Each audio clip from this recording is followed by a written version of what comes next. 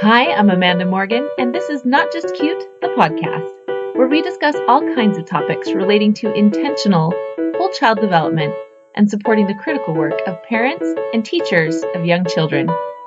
Today, I'm talking again with Emily Plank, author of Discovering the Culture of Childhood. It's the read-along selection this year for Not Just Cute readers. That means instead of one overview, I get to have several in-depth chats with Emily.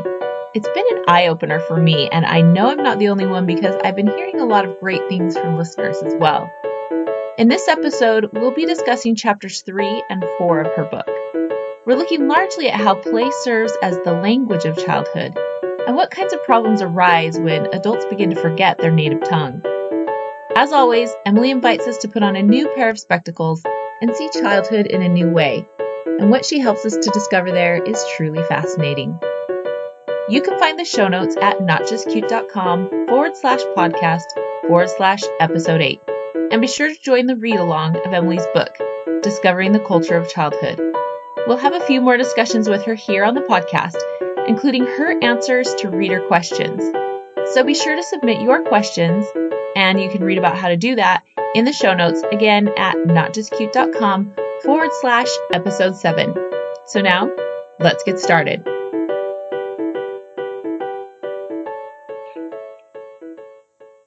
Hi, Emily. Welcome back. I'm so excited to talk to you again.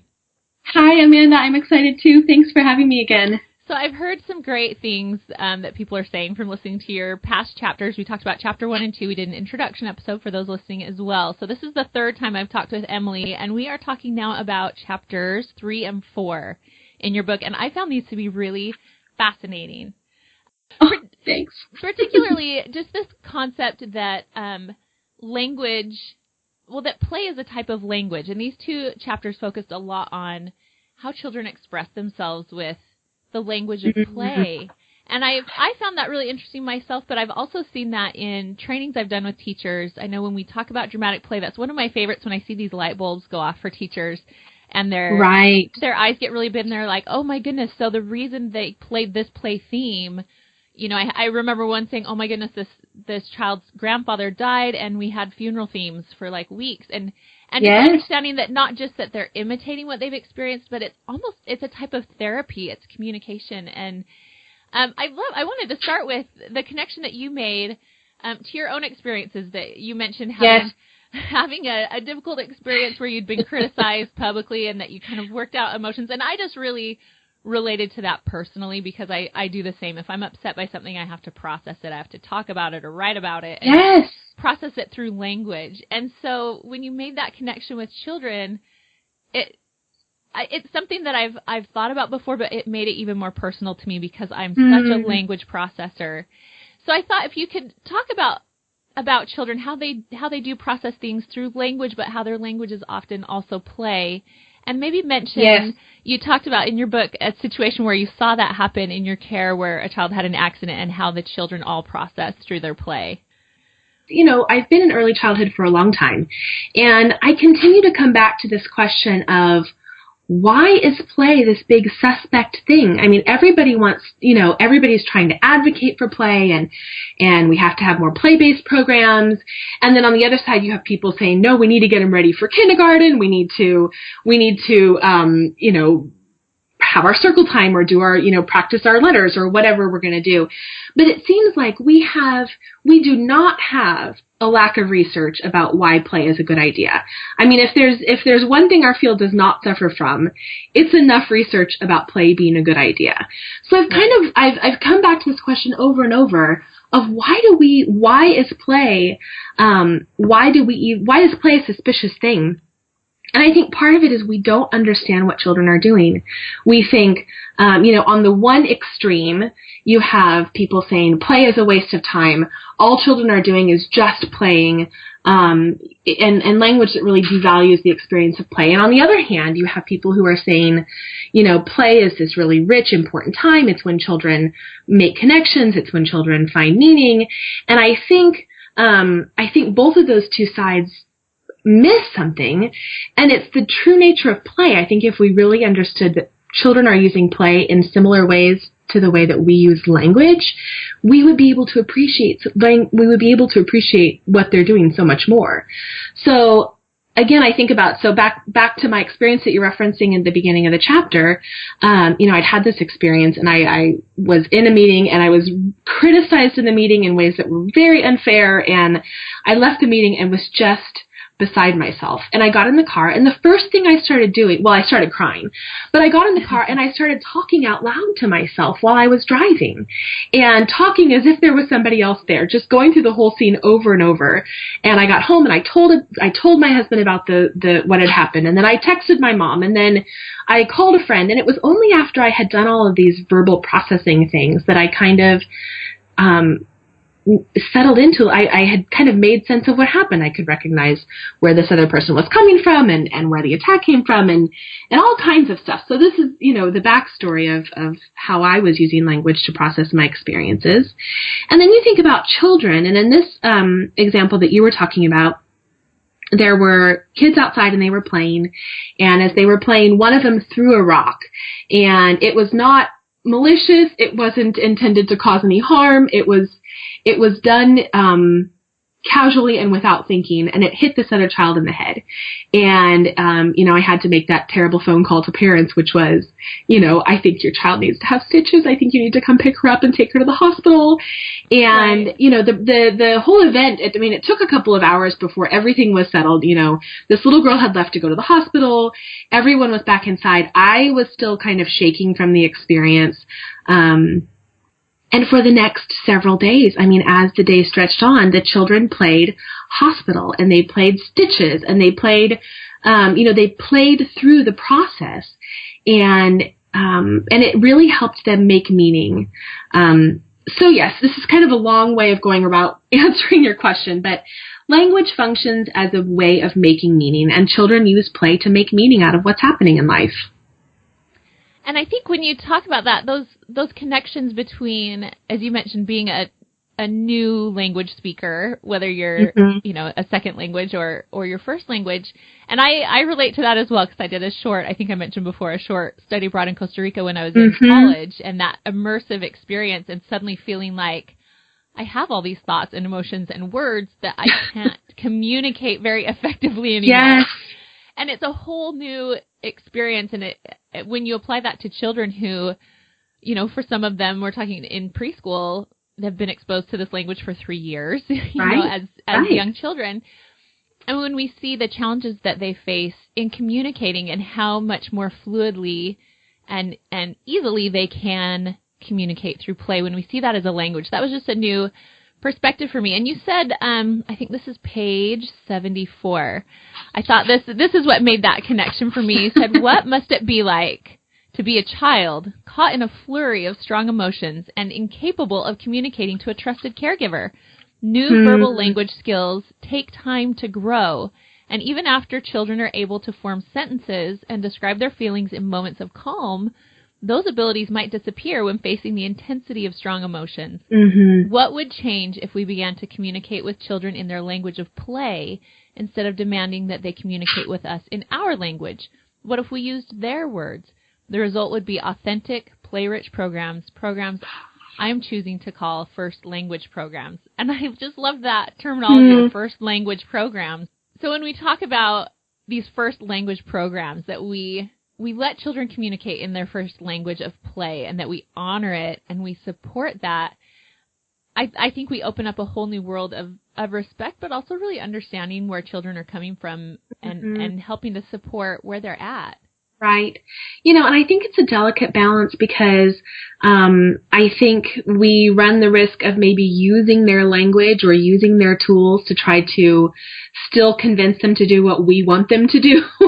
I see a lot of programs in early childhood spaces that are,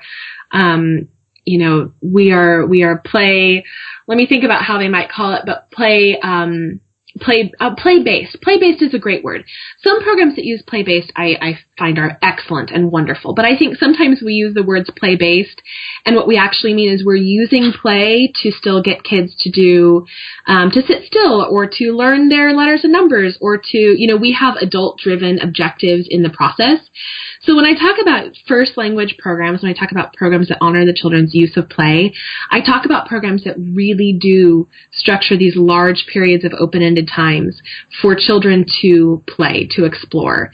And, when something happens, like a child has to go to the hospital and get stitches, maybe a caregiver or a parent would take that opportunity to add to the dramatic play bandages or a stethoscope or different tools to help facilitate children's use of play. But that it still is a child-led experience that adults are able to step back and be listeners, be observers, sometimes be participants, but not be directors in what's happening. I think sometimes we got to be careful, because sometimes I don't want to advocate for letting children, using the children's play in a way that isn't authentic, if you know what I mean. Oh, yes. Well, and I think that's an important distinction to make, because we do try to categorize things in very black and white terms, and I think play can be used as a method for teaching, but I think you make an important point that's not the same type of play as a large chunk of free child-driven play, that they need that as well, right, to honor their language and their expression, and that they serve different purposes, that they need all kinds of different types of play. Yes. Different purposes and needs. Yes. That they have. And what really hit home to me was, as I was writing, just to think about how often we as adults use the language of use your words, that we're asking the children to come into our cultural space and use our method of communication. And while I do think it's important, if a child is having a really strong emotional experience, to help give them tools to describe that experience with words or to communicate what they're processing, because that's an important tool for them to help get their needs met. I also think it's important sometimes for adults to try to enter that child space and try to enter the play as a way of helping children solve their problems. That rather than just focusing on how we can help them by giving them our language, that we maybe can realize that we can learn by honoring theirs as well. Right. And you talk about, and you've mentioned before, that we get in these debates about play and maybe not valuing it for what it is obviously worth. And you mentioned that you think that some of this is from a cultural deprivation of play, that we as adults, that we forget the language of play. And I'm wondering if you have any guesses as to why, as adults, we begin to forget the language of play, and what the cost of that is. What's the effect of forgetting the language of play as adults? To be honest, I feel a little out of my league when I get too far into diagnosing this problem. I myself, one thing I realize as I've worked in early childhood is I am not naturally a very playful person. I really, I realize that I have migrated very, very well and very far into the expectations of adulthood, which I don't think are necessarily good. I think it's important for us to play, but I have a hard time sometimes remembering what it is to play. So as I was writing this, some of what I was writing to myself too, thinking, all right, Emily, you've got to be better about this. But Stuart Brown, he's the founder and one of the lead people at the National Institute of Play. I'm forgetting the name exactly off the top of my head, but he talks about. I know I've read some of those things as well. I'll make sure we link it in the show notes. Excellent. So he writes about the fact that play is as much a human need as eating, breathing, sleeping, any of our natural needs. That play really is one of our human needs, and it's powerful. I mean, I was talking to somebody about this recently. I have a good friend who works in development work, and she works with a cohort of people who's thinking strategically about refugee resettlement and refugee camps, and looking at designing spaces that would help make those areas accommodating to young children. And I think that's really an interesting idea. And she and I were talking, and as she was talking, they were talking about, in her cohort, they were talking about setting up like playgrounds and quote unquote child spaces. And I was asking her, I said, well, you know, who is in these conversations? Who in these conversations knows much about play, knows much about child development? You know, if you're coming at this as kind of an outsider, you would think, oh, I know what this area needs. It needs a playground. It needs a slide. It needs a sand pit. And yes, it might need all those things, but it might just need space and time and adults who are helping to protect and allow for this kind of play to happen. But anyways, I read some interesting research, some tragic research, but interesting research about children who grew up in Holocaust, in the concentration camps, and about how they used their play. But it was not only the children, it was the adults also. So the adults who were able to interact and play with the children, and the adults who engaged in that kind of play had better life, had better life expectancy if they were released from the camps. And I mean, it's just profound the extent to which this kind of play helped the longevity and the lifespan of the adults as well as the children who were under these really, I know, I mean, it's terrible, horrible circumstances, but the fact that play actually is really important for adults as well as children, and you know, especially Westerners, especially Americans that have this Puritan work ethic that, you know, stretches way back. I mean, when this gets a little deep into history, but when Puritans were first arriving to the United States, the types of language that was used about play was, I mean, play is the devil's work. It was very religious, and it was like no one was allowed to play. So that's part of the reason why babies were dressed in these very long gowns, so that they wouldn't crawl around like animals, so that they wouldn't, you know, anyways, I'm kind of getting, I think, down a little bit of a rabbit trail, but, I think where we are now is we are unfortunately indebted to a long history that has recognized play as something that belongs to the culture of childhood. And so we've called it childish. People who stop working are lazy.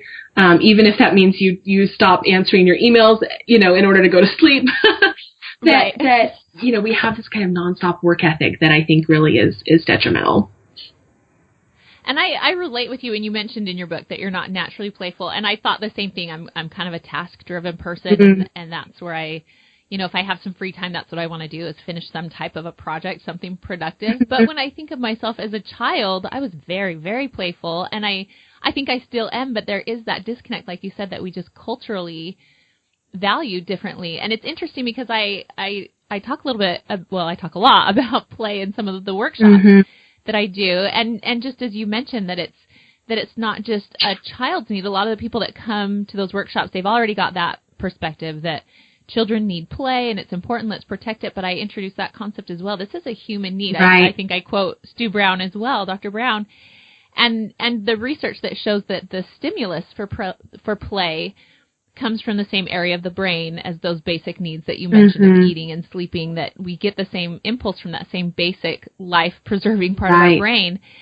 And it's interesting to ask these teachers, I'll ask them first for memories and experiences of play as children. How did they like to play? And it's so interesting to watch, you know, how eagerly they share, and their faces just light up, and they're laughing, and they're animated. And then a little bit later on, I ask them, well, how do you play now? Because it's a human need, not just a child need. How do you play now? And at first they look a little confused, and there's not a lot of, a lot of volunteering. But I believe Dr. Brown's quote, it's much longer, but essentially he gives several different things that play doesn't look the same for us as adults, that it takes us out of time. It's something we do purely for pleasure. I'll find the quote and link it there. But once we talk about it, they do start to share, you know, it's funny the different answers they get once they start really thinking, what do I do just for pleasure? What is my type of play? And sometimes it does look playful. It's playing cards or tennis or whatever.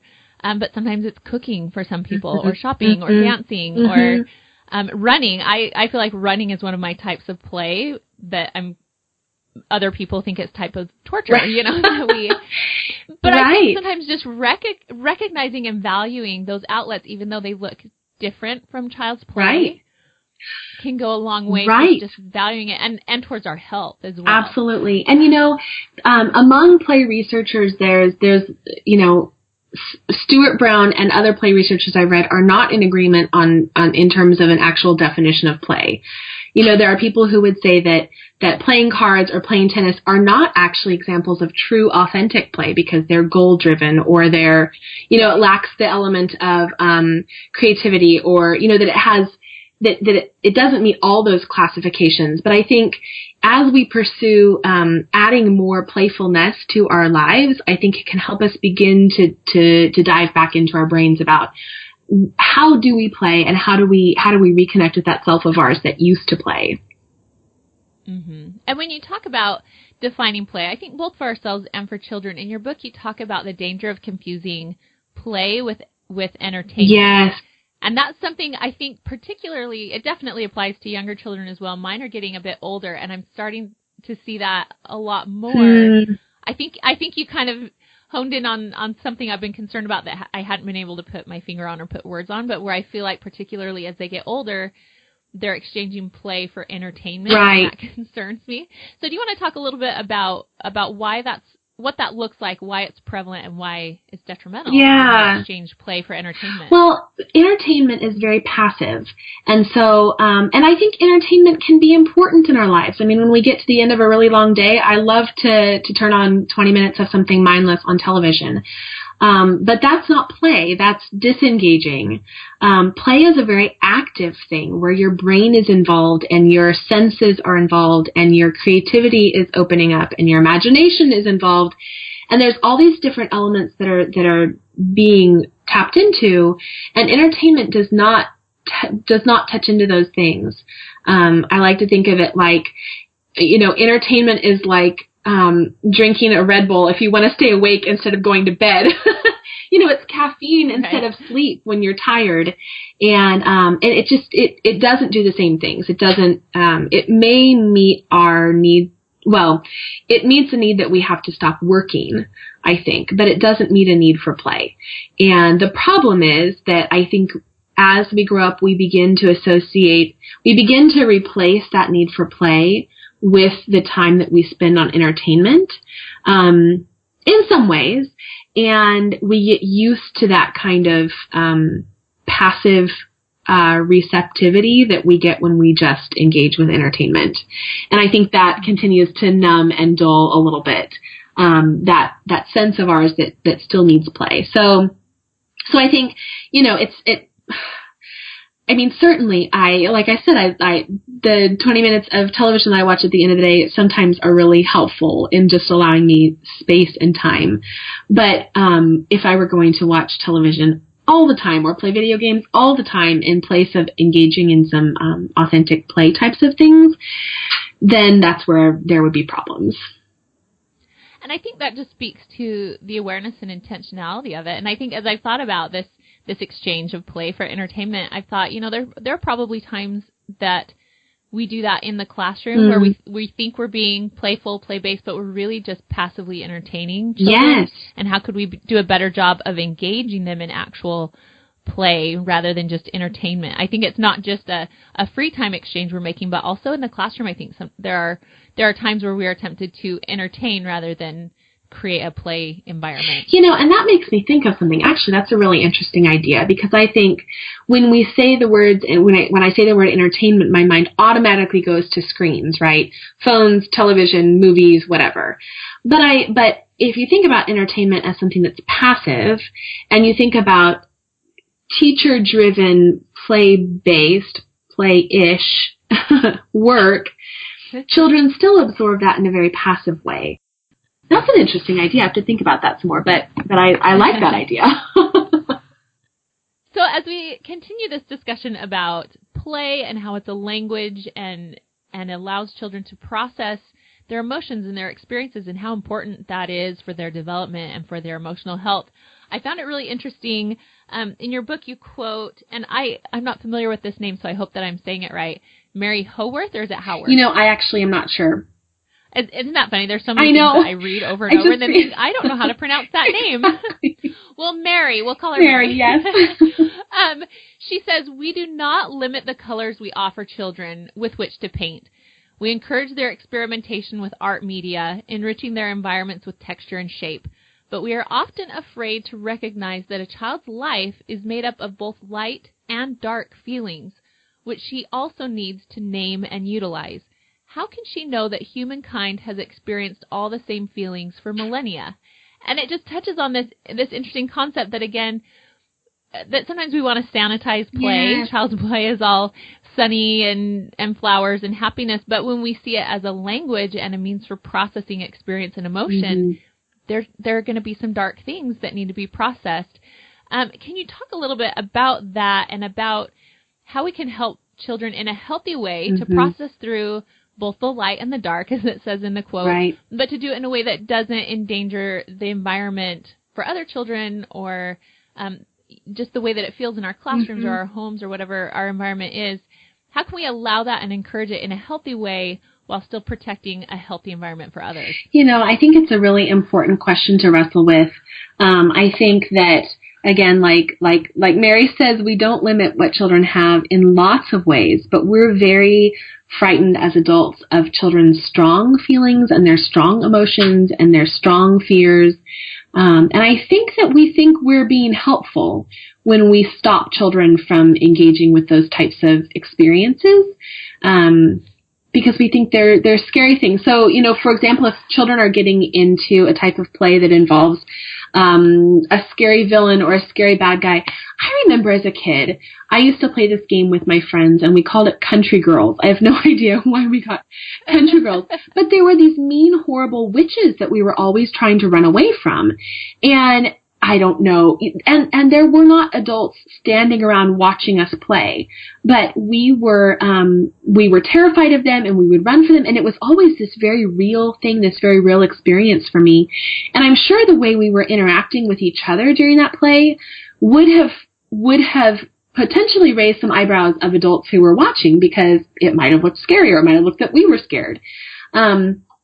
But I think with when children are playing these types of play, we need to be careful as adults about not importing our adult culture onto children.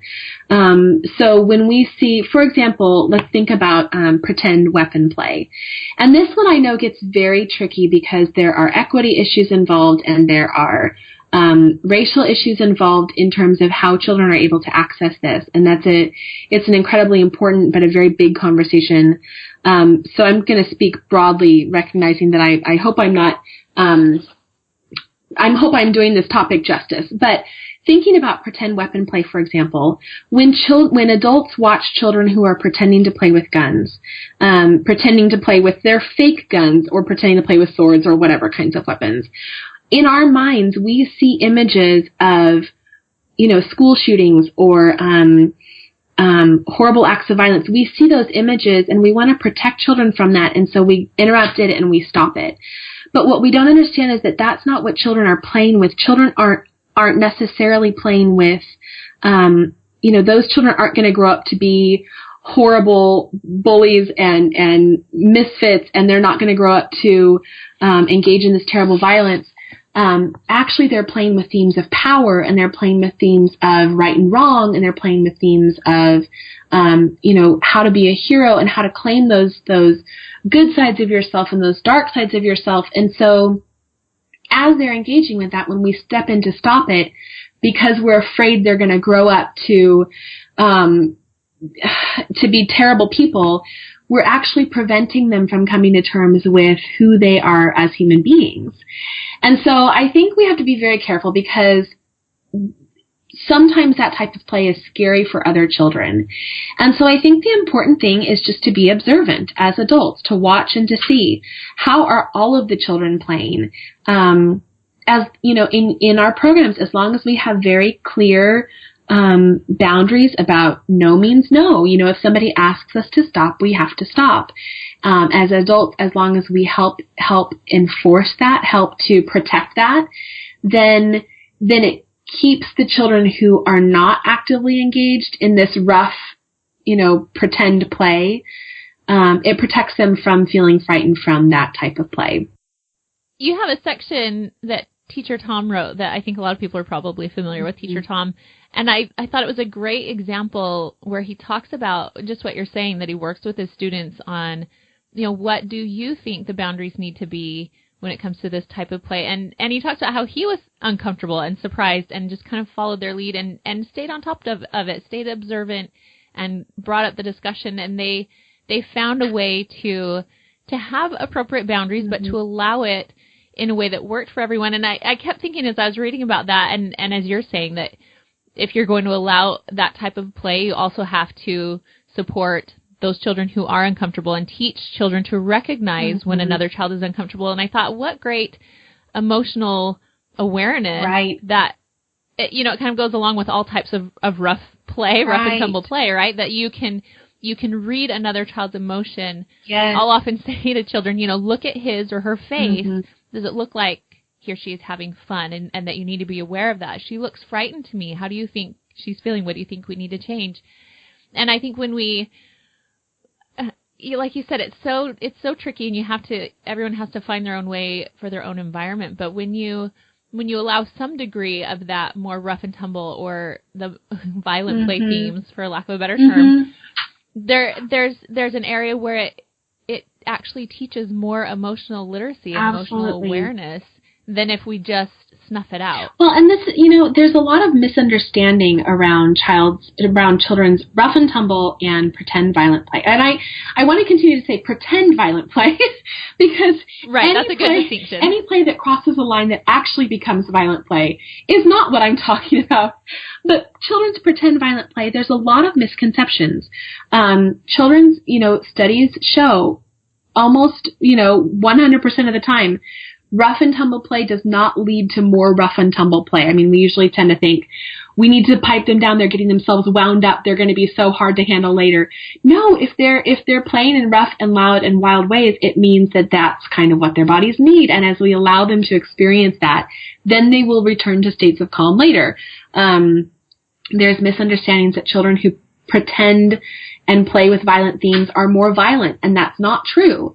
Over and over and over, we find that rough and tumble play, especially rough and tumble play, big body play, it encourages empathy. It encourages perspective taking. Because if you think about it, if I'm wrestling, and I'm talking about, this is wrestling, it's not necessarily, it's a little deviation from what we were talking about, but if I'm wrestling with somebody else, if I wrestle with my full force, then I'm going to hurt this other person, and this other person is going to stop playing with me.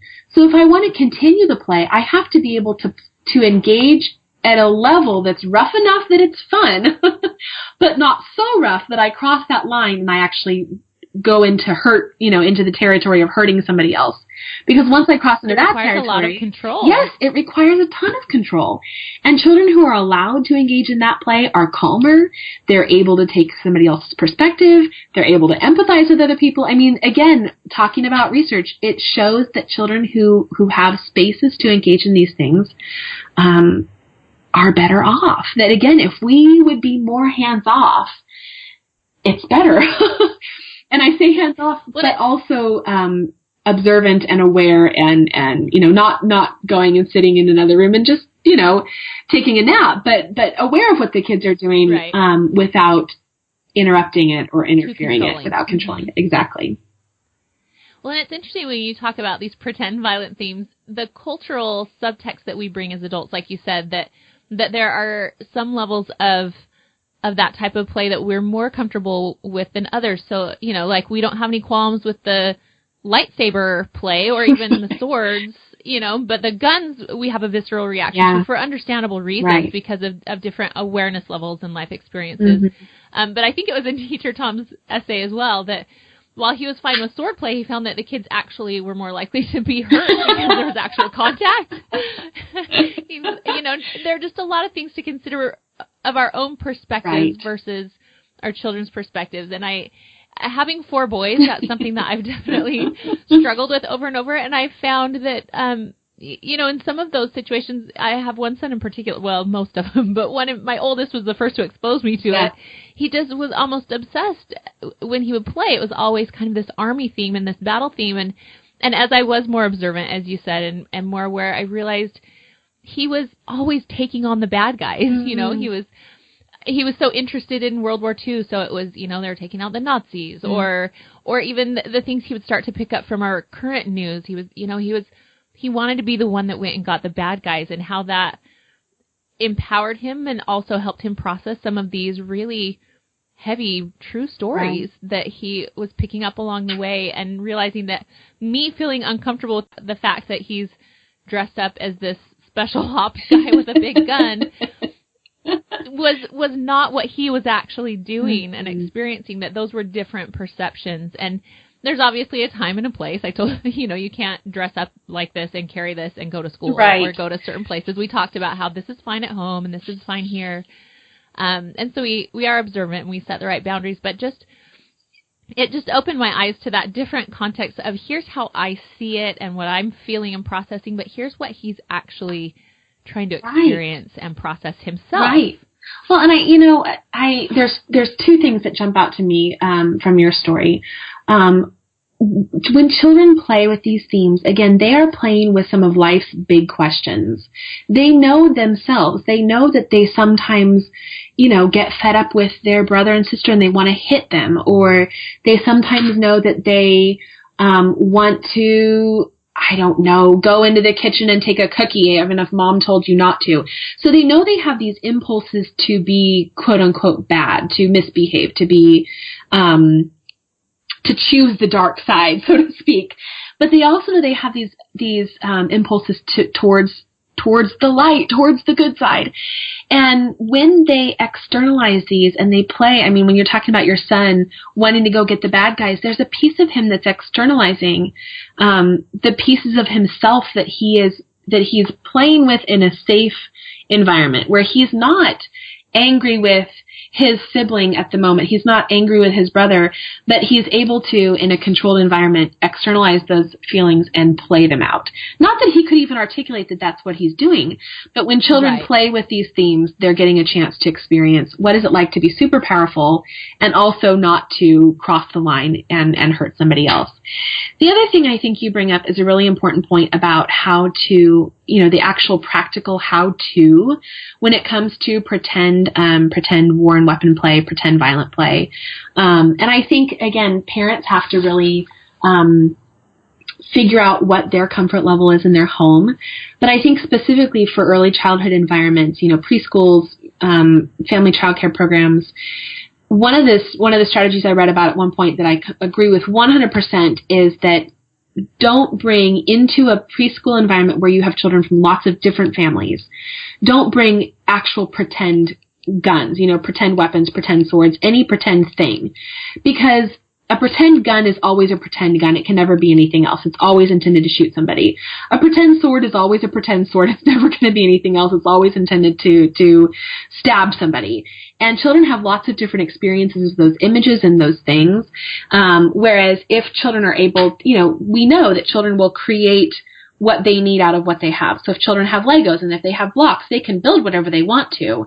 There was a powerful story that I read about a woman who worked with this boy who was obsessed with this type of war and weapon play.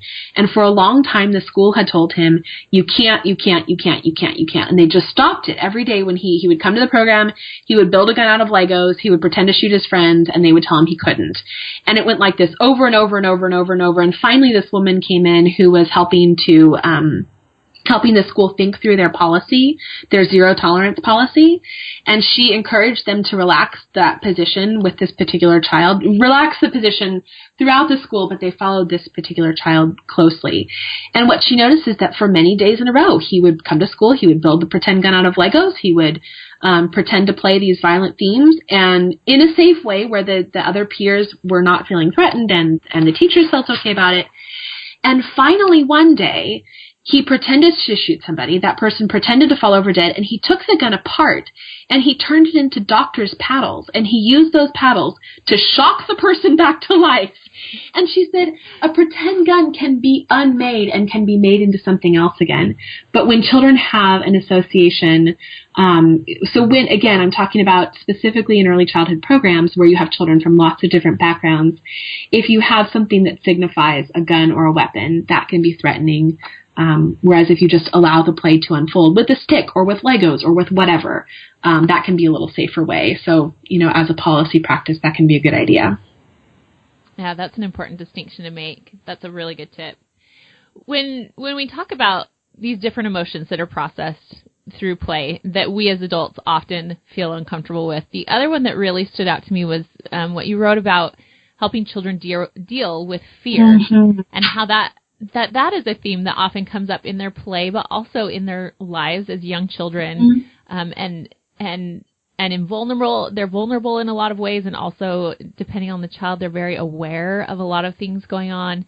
And especially, it seems I've read somewhere that particularly children who are possibly more gifted or aware or whatever it may be, that makes them more cognizant of these things that could happen, all these things that could happen, but still with this child's capacity for dealing with it and the child's level of power for addressing them, that they have these huge worries on their shoulders and smaller set of resources for dealing with it.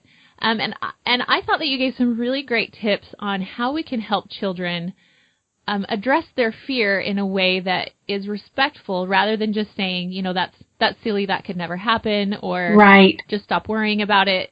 You gave really, really helpful tips. Do you want to talk about that a little bit? Sure. What strikes me about the way that parents and early childhood folks usually deal with children's fear is it's very dismissive, because we understand. And again, we do this because we have the best of intentions most of the time. But we know, okay, there is no monster under the bed. Just go back to sleep. Or I'm trying to think of other fears that children might have. There's many of them, but you mentioned your daughter. Yes. She was afraid she would get left on the train. That you would get separated, and she would be left at a stop, and you'd be on a train. You're in this new country, and she was going to be lost forever. Exactly. And I told her 1,000 times, honey, we would never get off the train and leave you. And then actually this is a side note, but very funny. This holiday season, our family was out and we were on the metro and it was packed. And 4 of us got off the metro and 1 of us didn't. Oh no. And we looked around, and my husband and I said, where's our other daughter? And she was waving to us as the metro drove away.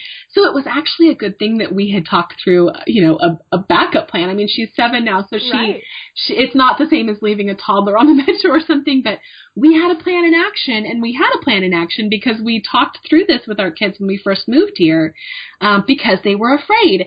And my temptation would be to say to them, you're never going to get left behind. Don't worry about it, because I don't want them to carry this fear with them. But actually what was more helpful was making a plan. So I said, well, I'm never going to leave you on purpose. I will probably never leave you by mistake. But if you ever find yourself on a bus or a train or a metro and you're on there by yourself, I've gotten off without you, then let's make a plan. What would you do? So first thing we did was we learned some helpful French phrases of I need help. We all memorized each other's phone numbers. So, I taught the kids my phone number. For a while, they just carried it around with them as a little card in their pocket. And specifically, this is the one daughter who was most afraid, as she carried my phone number for a little bit, and it gave her some confidence. I said, if you ever find that you're lost, everybody has a cell phone, and everybody would be able to get in touch with me if they needed to. And so here's my number. You could show it to somebody and say, can you help me call my mom?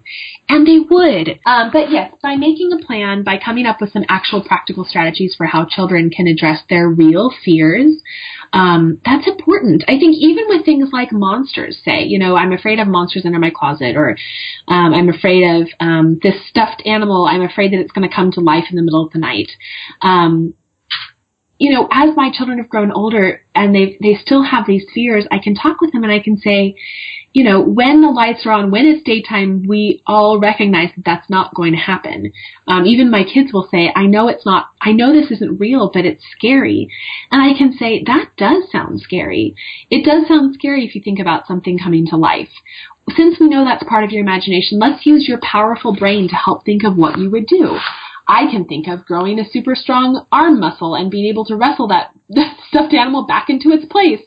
And so by helping to activate that same part of their brain, it's their imagination that's creating these scary and fantastic realities, they can activate that same part of their brain to help them feel powerful.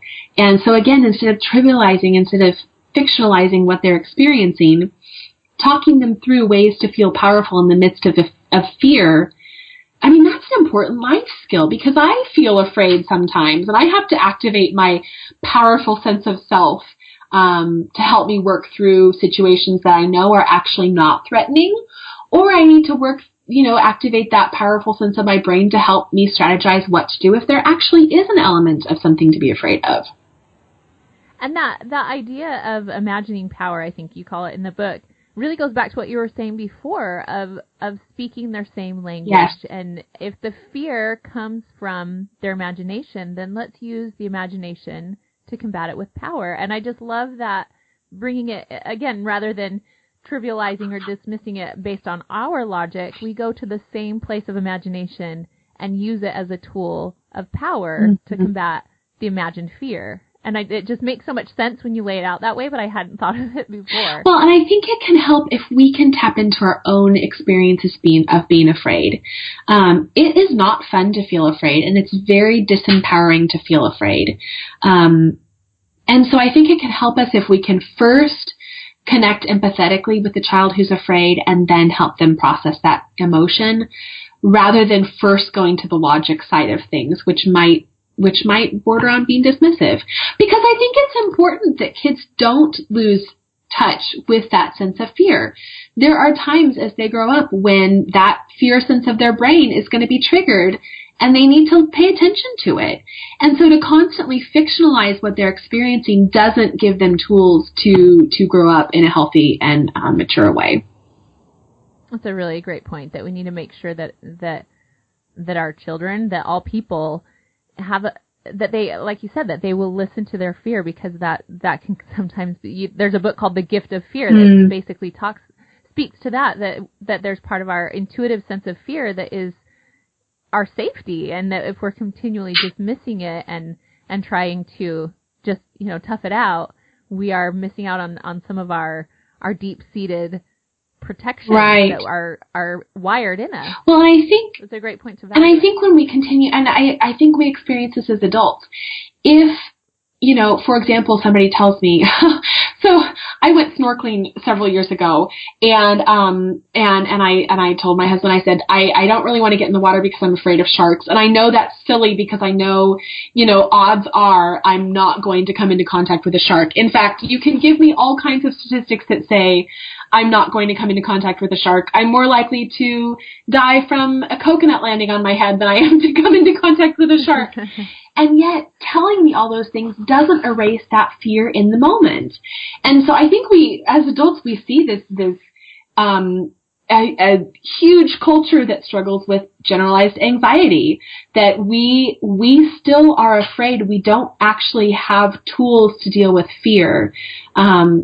And so we just walk around with a lot of anxiety because we don't know what to do with this fear. It's still there, but we've been told that it doesn't matter, or that it's not important, or we haven't been given the tools to deal with it. And so we're all just walking around with all this, these shakes and anxiety. Right. And these three that you mentioned, we've been talking about, it's imagining power and making a play on, and then playing with fear. And I think that ties into what we've been talking about, that children are allowed to play with.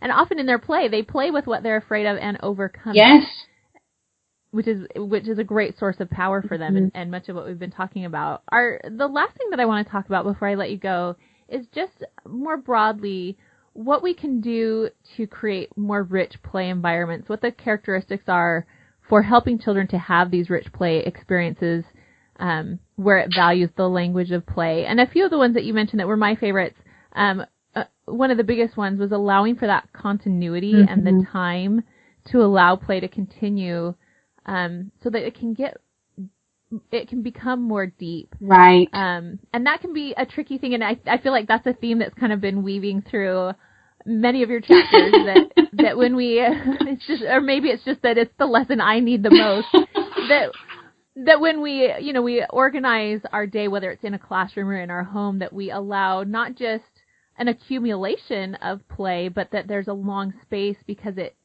isn't something that just becomes deep instantly, Right. that we need the time and we need to avoid interrupting as much as possible. Were there anything you want to add to that, or any other tips for creating rich play environments? Well, I think you're right. I think it's as much as possible taking a step back and acknowledging that. I say that while I acknowledge at the same time the very real demands, both in classrooms and in families, of this overarching structure that children don't necessarily have a choice over.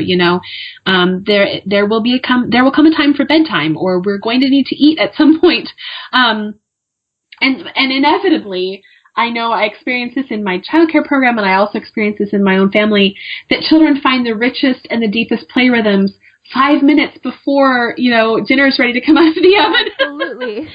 For my boys, it's always bedtime. We keep joking that we need to put them to bed at like 5:30 at night, because they will play uninterrupted and happy with one another. I think they just know if they will play and with each other, yes, we will let them go for as long as they will go.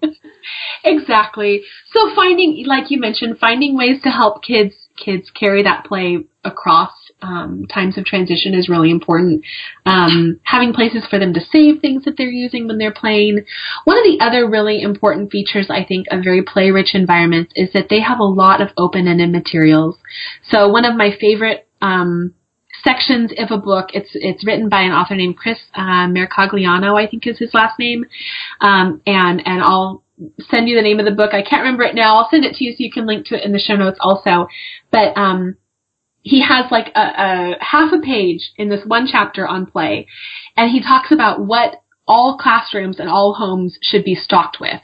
And it's basically like the largest tub of Legos you can find. I mean, Legos and blocks and dress-up clothes. And even better than dress-up clothes are just big swatches of fabric that kids can turn into whatever, with clothespins, baby dolls. So there's just like these several different categories of very open-ended materials. Anything that has a closed purpose really distracts kids from open-ended play. And so boxes, anything that we can think of that's open-ended, the more of those types of materials children have access to, and over large periods of time. I think about time and space. If children have time and they have space, they're going to be good. They're going to find ways to do it. Well, that's some great information. That's making me think through the spring cleaning process I need to go through, and which toys I need to be sending out of our house and which ones to keep.